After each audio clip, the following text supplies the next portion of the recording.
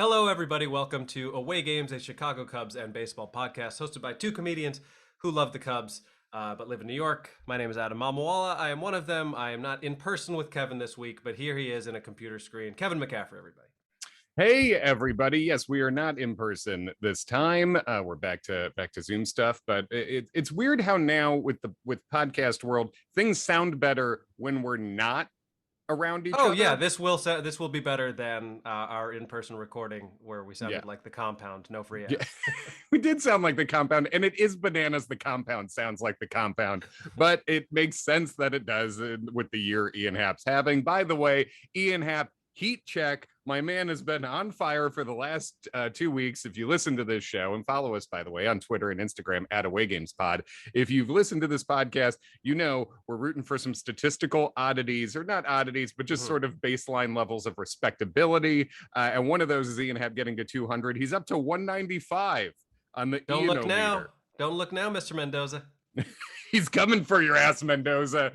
You know how they used to have the Sean Dunston Sean-o-meter where they would track his batting average? I'm not going to do it because I like Ian Happ and I don't want it to be insulting. So I'm just here, but I am tracking the Ian-o-meter. Happometer, I guess, sounds better. Ian-o-meter sounds like you're trying to talk with something in your mouth. But I mean, look, I don't think there's any way this late in the season that you characterize it as a good year, no matter what happens. But like, if Happ could somehow by the end of September get up to 20 home runs and hit like 215, I would think he's got to feel pretty good about that. yeah, and I think just for in an actual serious sense for the baseball team going forward, Ian Happ is obviously he's followed the Kyle Schwarber track to a degree that makes me extremely suspicious of all the major league coaching, all the coaching, especially hitting coaching at the major league level, where top 10 draft pick bursts onto the scene, extremely good offensively right off the bat, has a down stretch that leads to him going back to AAA, then comes back up, kills the ball, and then sucks again, and then ends up being a top 10 pick who the Cubs are talking about non-tendering, and they non-tendered Schwarber straight into an all-star year, and they're going to talk about non-tendering Ian Happ at the end of this year too. So that is definitely something that I want to see him just sort of reestablish himself as the hitter we saw for his entire career up to this point, because that is actually a starter on a good team. Yeah, it's always hard to say who is to blame for such things, because it's one of those catch 22s of like, all right, if a guy's breaking out, does the coach also get credit for that? Like, are there coaches in the minors or at the major league level who deserve credit for Patrick Wisdom or Schwindel or people who are actually playing well? Like, where do you draw the line in terms of who gets credit for that?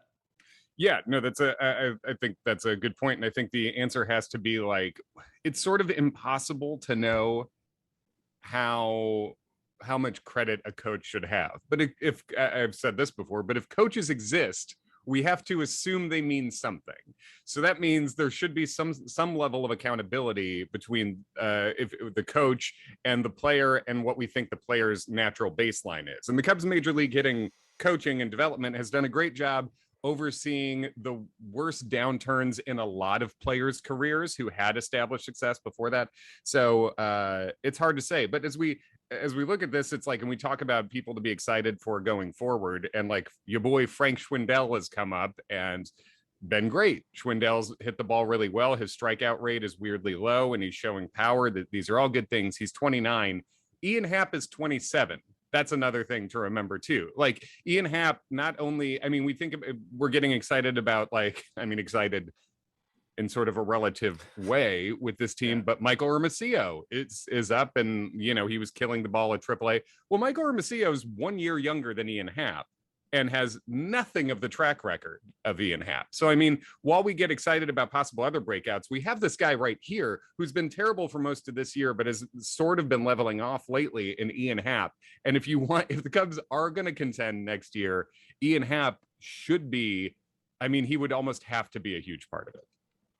Right. And I think with a guy like Ian Happ or even Schwarber, who are players who have kind of been streaky and or had like really extreme ups and downs, it's important to remember that like nobody is as good as they look when they're at their best unless they're like Mike Trout. Hmm. and no one is as bad as they look at their worst unless they're not in the majors anymore. Hmm. Yeah, I think you're ultimately it's your Dennis Green. They are who we thought they were. It's Mm-hmm. your Bill Parcells saying you are what your record says you are. You are what the back of your baseball card says. I mean, and there's other things. There's intangibles that have some level of value brought to a team. I assume that's why Yadier Molina still gets paid for baseball playing. I guess is there something else going on there?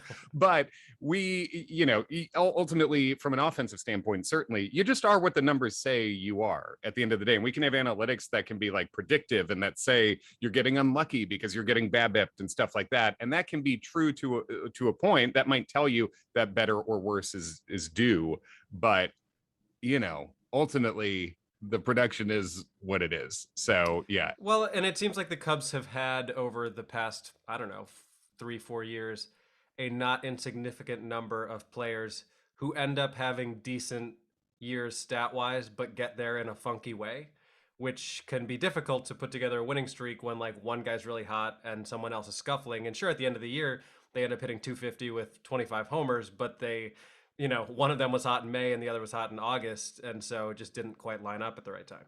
And I think that's part of a thing that like an element that this team has been missing even in years and stretches where it's like it seems like everyone were guys mostly were decent or fine and it just didn't end up being what we wanted. Like a guy like Ben Zobrist who did not have those extreme peaks and valleys as much is an element that I think this lineup has missed, because Ian Happ is crazy streaky. Kyle Schwarber was crazy streaky even at their best. Javi Baez is a guy who wasn't really. I think he was actually less streaky than people think on a year-to-year basis. He just gets to where he gets weird all the time, even within a single game. Yeah. So yeah, and I mean, there's a couple of guys who have been consistent since they came up. You can tell with the enthusiasm in my voice how much I mean, I'm happy for Rafael Ortega. I'm happy for Frank Schwindel. But as we get excited about Frank Schwindel, or for people who start talking about like, maybe Schwindel can be your first baseman going forward, let me remind you that Bryan LaHair was an all-star. Like this is like, I hope he does break out. I hope he's Joey Bats. I hope this is a late career Joey Bautista breakout from Frank Schwindel. That would be great. But I think you can't be a serious team going forward if the key offensive pieces you're talking about going into next year are Rafael Ortega and Frank Schwindel and even a Patrick Wisdom. Congrats on 20th homer, Patrick Wisdom. But like, that's not how a serious team goes forward. These are guys you should be excited to have on your bench and as occasional starters. Yeah, no, I would agree with that. I think I'm kind of getting through this period of time by, first of all, not watching as much of the Cubs as I once did, Hey, and just doubleheader being today, by okay the with way. that. They do have a doubleheader today, Yeah. um, but I think it's more. It can't get worse than what it is right now. I think even if the Ricketts try not to spend or try to limit Hoyer, there is no world in which they put out a team that looks like this for opening day next year. They just won't. They can't do it. Well, I mean, the Cubs for the past month have had a 6.58 ERA over the last month, which is, I mean, just historically bad. It doesn't even really put it right. Like the team is at a 6.58 ERA. You don't win Right. any games that way. And that's how the Cubs have really rocketed up the draft board, right? As we speak, they're sitting 0.001 percentage points out of the sixth pick. They would have the seventh pick if the draft was today. And when you have a pick around that range, you can be expected to get an Ian Happ-like player. So, just Whatever that FYI. means to you, that's Yes. what could happen. I mean, as we record this on what is it, Wednesday the 25th, Javi Baez and Chris Bryant are in the city we live in. Mm-hmm. Giants are playing the Mets. I think the Yankees are on the road. Otherwise, I would say all three of them were in New York. Yeah. But yeah, I still, even a month later, am having a hard time like watching the Cubs and even thinking of them as the Cubs without any of those guys there. But we are at least recording this after very low bar, Yeah. the best Cubs victory since that day. Yeah, Right? absolutely, because it was a really fun victory when Javi walked off and swept with his bat Yeah. against Amir Garrett. That was the last time the Cubs won at home. It had been 4 days short of a month before since they won at home. Michael Hermosillo said he didn't know they had a song for when they win, so maybe he wasn't as much of a Cubs fan as it has Yeah, that been seemed sort of. hard to believe. Yeah, as like it's been pitched. He's from Illinois and he was a Cubs fan growing up, but maybe he was more into football because Go Cubs Go has been around a bit. But he was not aware of what you do when you win, and yeah, that this was absolutely the best win since that Javi walk off. And yeah, talk us through it. It was started by Kyle Hendricks, who had a rough start and then leveled off. Yeah, I mean, Kyle Hendricks gave us what a really good professional starter gives you, which is even if they get knocked around a little bit early, then they settle down and still give you 7 innings. I mean, Mm-hmm. he obviously he didn't get the win, which would have. I think if there's anything stat wise that I've been rooting for down the stretch here, it's for Hendricks to somehow get close to 20 wins, which clearly it's not going to happen. Um, but But it was yeah. Go ahead. oh well, the only thing is perfect for this season. We set a goal, a sort of like real consolation prize goal, and now we're moving the goalposts lower because if Kyle Hendricks gets to 17 wins, that's a Yeah. career high. So that's Okay. he won 16. He went 16-8 in 2016 when he led the world in ERA. How did he not have more wins that year? That's incredible to me. I mean, That and good of a how does team. he have this many this year? This is, in terms of everything else, this is the worst year of Kyle Hendricks' career, Right. and he could win somewhere between 15 and 20. Almost feel like pitcher wins are irrelevant. They end up being pretty silly, but yeah, he's got a few more starts to go. So yeah, he basically professionally kept you in the game, and they should have taken him out after sixth, probably, Yeah. but he went back out there in the seventh, ends up giving up a fourth run after shutting the Rockies down for a while.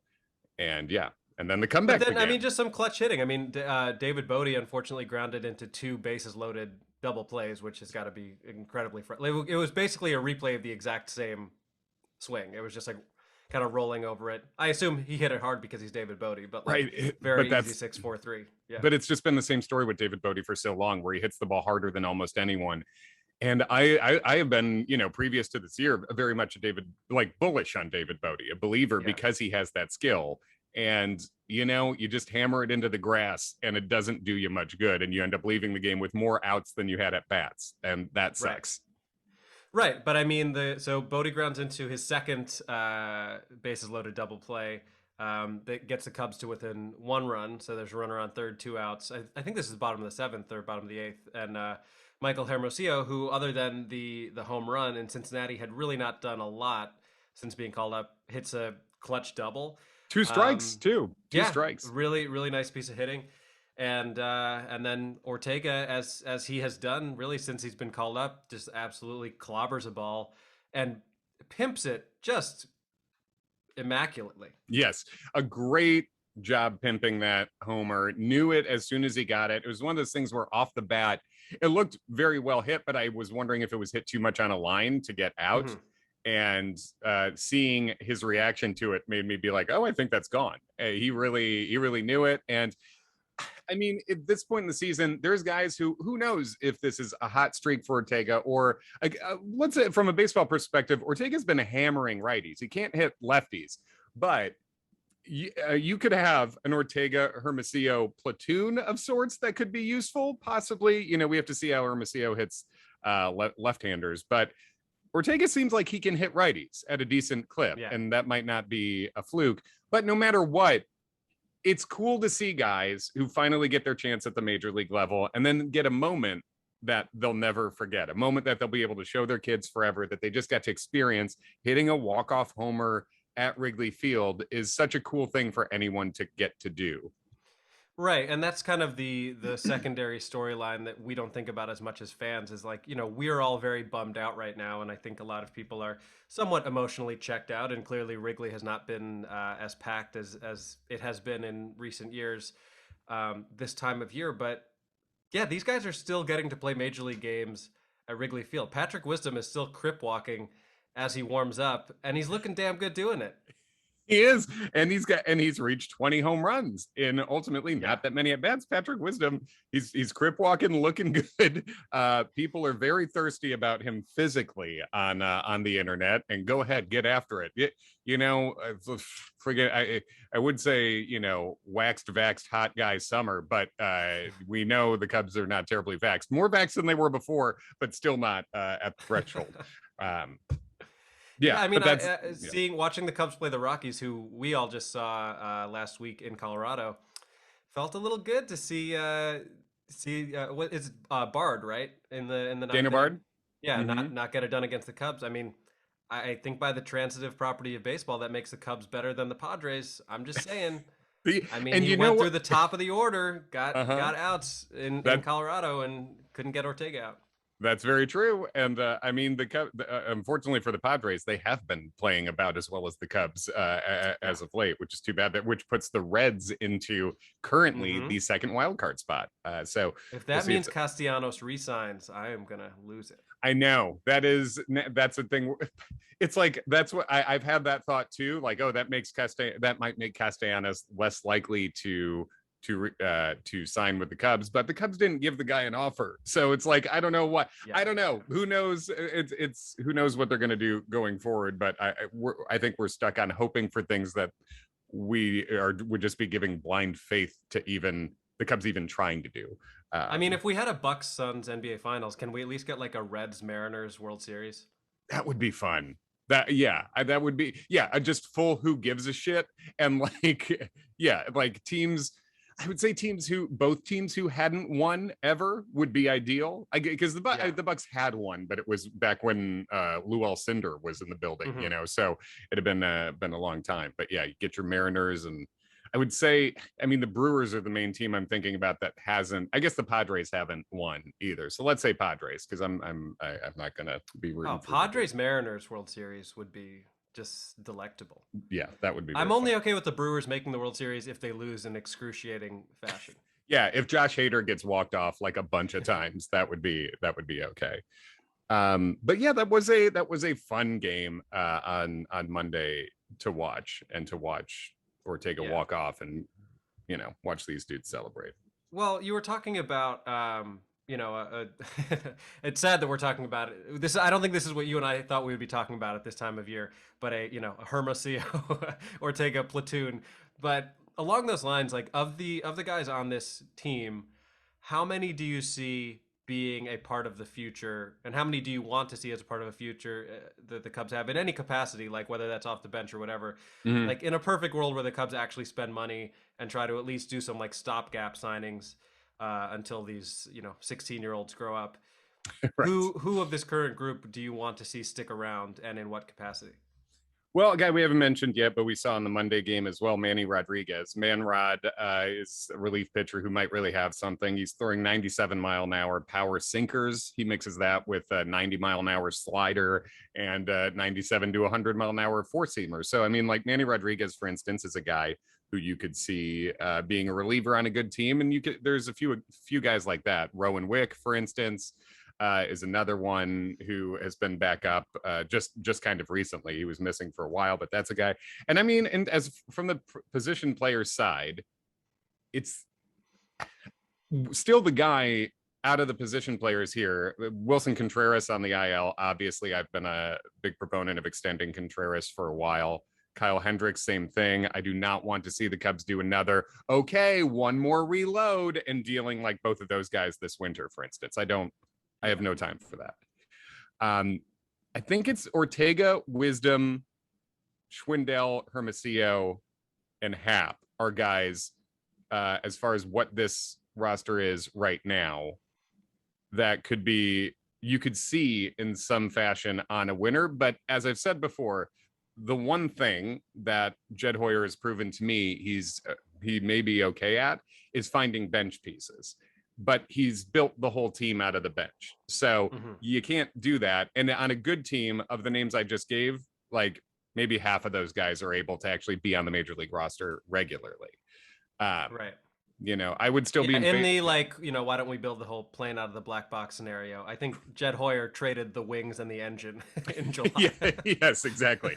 And it's like it's completely dangerous. It's like, wait, you built the whole plane out of the tray on the back of the seat? It's just the tray? What the fuck, man? It's Just useful that in weird phone that's in the seat that no one's used since 1996. yeah, you built it keeps saying all I see is a sign that says no smoking. We all know you're not allowed to smoke. How old is this plane? It's just been built the whole time. He's got none of the important parts. Hey, the plane is a landmark, Kevin. The plane is yes, it's a landmark. It is literally history, is what this is. And the guys we're talking about aren't as I think aisle 424 or aisle 434, I forget, but saw a tweet that was blowing up kind of that like the Cubs didn't even get younger. The guys we're talking about here are the same age as the guys who are really good who just left. Ortega is 30, Schwindel's 29. These are guys, and Javi's younger than these guys. You know what I mean? Like, so they really have gotten cheaper, not younger, from like what we see here. But what we see here cannot be the team going forward, as we Would said. you be okay with Patrick Wisdom starting next year on opening day? I mean, I can see a scenario where I was. Yeah. I mean, but are you telling me they signed one of the shortstops and Anthony Rizzo back, or, Starling Marte and Javi and okay. I mean, like, In this scenario, they have signed Trevor Story, Nicholas Castellanos, and Marcus Stroman. Yeah. Then you can start Schwindel. Yeah. Or excuse me, you can start Schwindel Start and both. and Wisdom. Yeah. I mean, if you were bringing those bats in, you're coming close to, you're adding pitching. But the thing is, even that, and I'm only saying this not to be negative and harpy about things, but like just to keep people aware of what ownership owes here. Stroman, Story, and Castellanos coming in. So let's say Stroman is replacing Yu Darvish, who was on the team and would have still been under contract going forward. And then Story and Castellanos replacing Javi, Rizzo, and Chris Bryant. It's still not as good as the team was when it wasn't good enough. And I think that is something, if you're talking just piece for piece, swapping in and out, yeah, that's what we're talking about. We would, I think, both consider a surprisingly good offseason, right? Right. It's still not as much as this team should be doing. They should be doing that and more. So, yeah, that's a good question. And I think basically there's a lot here on this team that's here for now and needs to be cut off and discarded. And if you have just extra stuff on yourself that needs to be shaved down, you need to get Manscaped, and you need to use the promo code away games to get 20% off your Manscaped items. And Adam, what does Manscaped do for you? That's a great question, and thanks so much for asking. Really good transition. If you need to give a trim to the old Schwindel, do I have a product? Do I have a product for you? We're talking about a sleek, well-designed, and optimized trimmer that makes shaving time your favorite time in the bathroom. I enjoy the bathroom quite a bit. I mean, I don't want to get too crass here, but sometimes I just relax in there. It's, phones have really changed the game for bathrooms. Phones have, and if you have roommates, boy, the bathroom is a great place to just have no one talk to you. It's like very like reality TV show. It's like the only place you can go where nobody's bothering you. Absolutely. Just look in the mirror and be like, I cannot believe what Julie said to me, just to start giving your confessionals. And you cannot get like people love Patrick Wisdom's chest. People love that look, his unbuttoned look. He's got to keep all that tight. You know what I mean? He's not just letting it go 70s movie star style. We don't know that he's using Manscaped products, but that, to my eye, it looks like a lawnmower. He looks 4.0 Manscaped. job. Wisdom looks, he's very well kept. And look, even in a scenario like yesterday where there's terrible weather in Chicago, maybe your power goes out. Well, luckily for you, your lawnmower 4.0, it's already charged. It can be charged wirelessly. It's got a light on it, so even if you're dining by candlelight, you can take a break from your romantic dinner and go trim your balls, because we got a 4000K LED spotlight whenever you need it for a more precise shave. We got sizes 1 through 4. You can customize how long of a wisdom beard you want to have down there. Mhm. And I gotta tell you, I've used it. I'll use it again. And again, I'm really bullish on this underwear. I say, the Lawnmower 4.0, really good stuff. But if you need some dry fit underwear, look no further than manscaped.com. And again, if you use promo code AWAYGAMES, 20% off your entire order. And international free shipping, no matter where you are listening to this Cubs podcast. I know we do know a Cubs fan in Australia. It's possible that he listens. We got a London listener, we know, and people Yeah. are we have a comment on our last YouTube episode for away games that people have been using the Manscaped code, and it's working out. So hell yeah, get after it. Promo code away games, get your free shipping, your 20% off Manscaped. Beautiful. Yeah, and so looking forward, I guess we've got a doubleheader today against the Rockies. So more Cubs baseball than ever to not watch or watch, whatever your day has in store for you. I do believe we have do we have a Steele start today?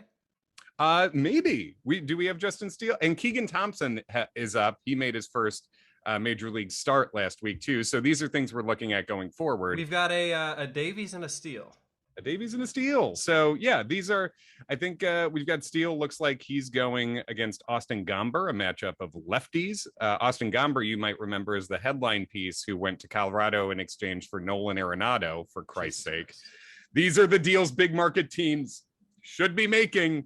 Those are the deals. And game one, we've got Herman Marquez, who we saw last week.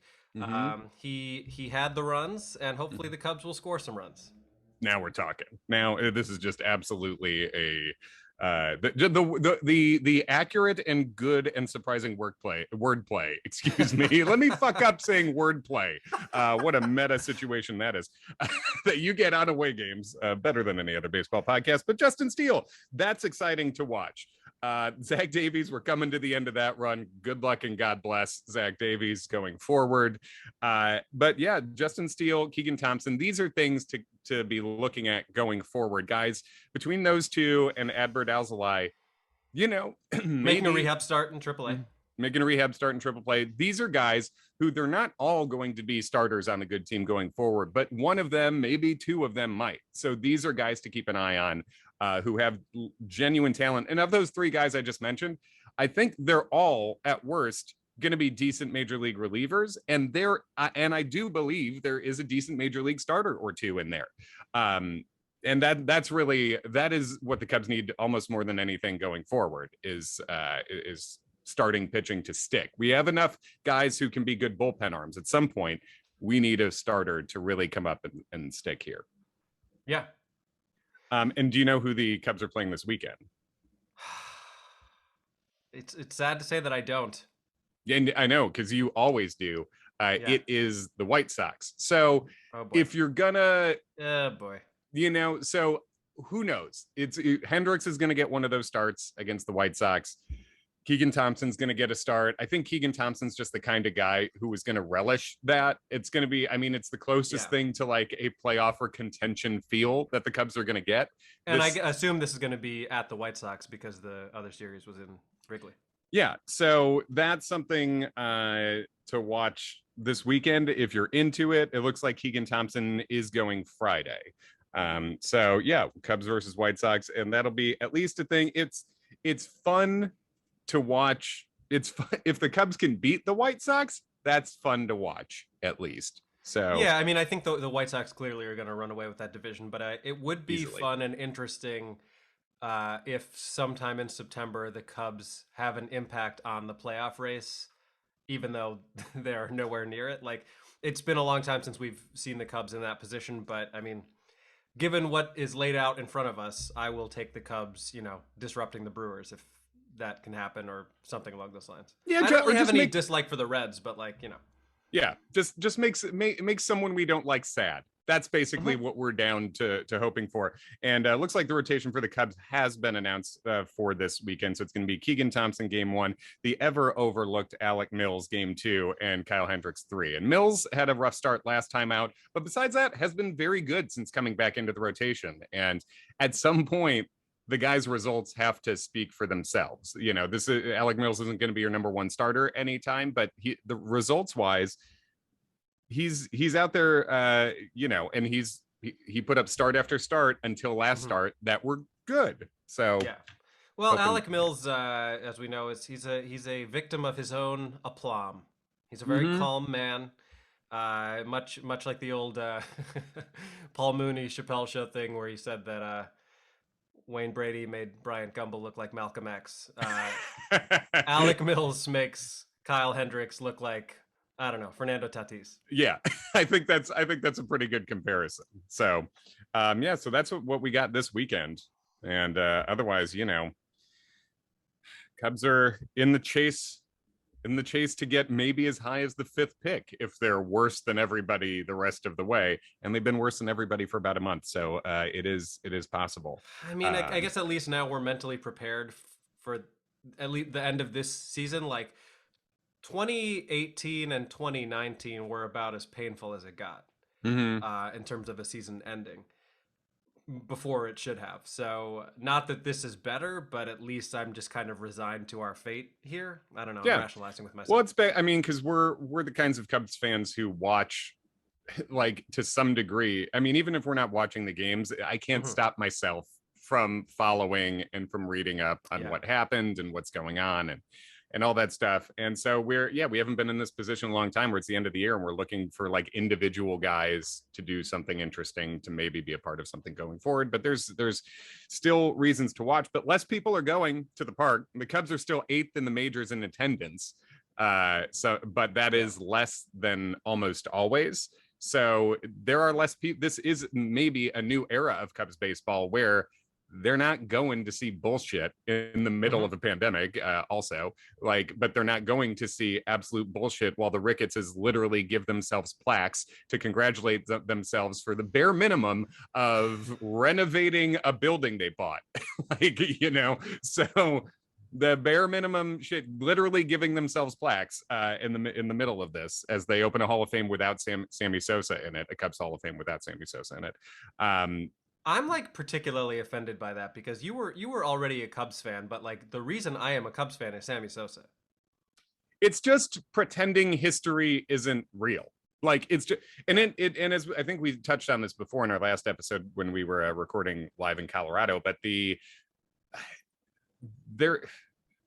don't know, it takes away from everyone else who is in it because it's so glaring who's not there. And it's just like, okay, well, how real is this Hall of Fame then? Right. Because I think you can make a case for Sosa not being in the Hall of Fame. I personally think it's a bullshit case.